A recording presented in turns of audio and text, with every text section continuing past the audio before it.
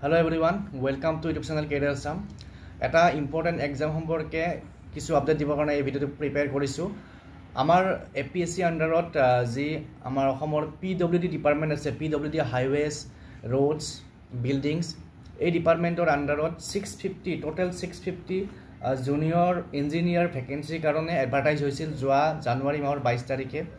আৰু সেই ভেকেঞ্চিকেইটাৰ এগেইনষ্টত যিটো ৰিটাৰ্ণ এক্সাম অহা 20 জুলাইত এক্সামটো হ'ব।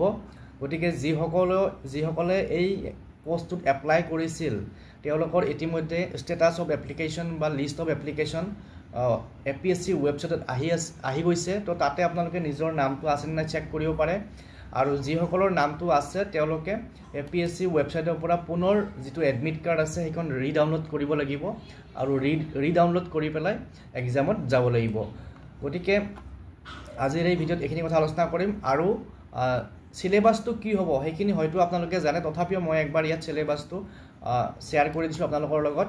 আপোনালোকে APSC ৱেবছাইটৰ পৰাই গোটেইখিনি ডিটেইলছ, এডভাৰটাইজমেণ্টটো প্লাছ এডমিট কাৰ্ডৰ যিটো লিংক বা আমাৰ সিলেবাস গোটেইখিনি আপোনালোকে তাত চাব পাৰিব।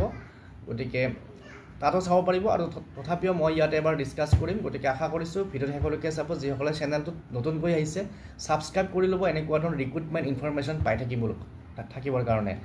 তো যেহেতু চিভিল ইঞ্জিনিয়াৰৰ পোষ্ট আছিল, তো ইয়াতে এখন পেপাৰ থাকিব, পেপাৰ 1 চিভিল ইঞ্জিনিয়াৰিং পেপাৰখনত ডিপ্ল'মা লেভেলৰ পেপাৰ হ'ব, ডিপ্ল'মা কোৰ্চৰ যিটো ষ্টেণ্ডাৰ্ড থাকে।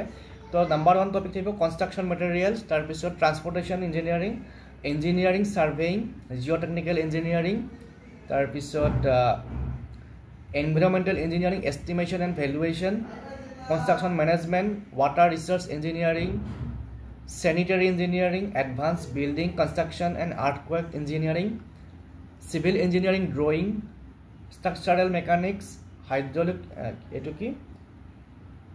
hydraulics, building material and construction, tarpisot structural design and detailing, RCC and steel, flood control and soil conservation. Aru ei paper khonor multiple choice question thakibo আৰু marks থাকিব 100, time থাকিব 2 hours. ইয়াৰ পিছত এখন পেপাৰটো থাকিব general studies আৰু general ইংলিছৰ।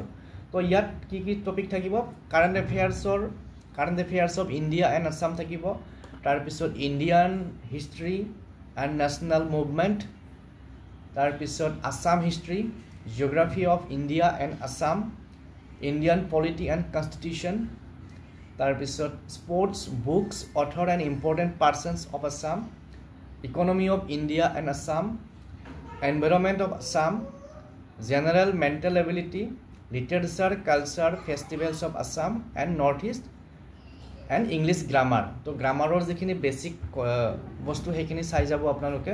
তাৰ লগত বাকী জেনেৰেল ষ্টাডিজৰ বাকীখিনি চিলেবাছটো জানে।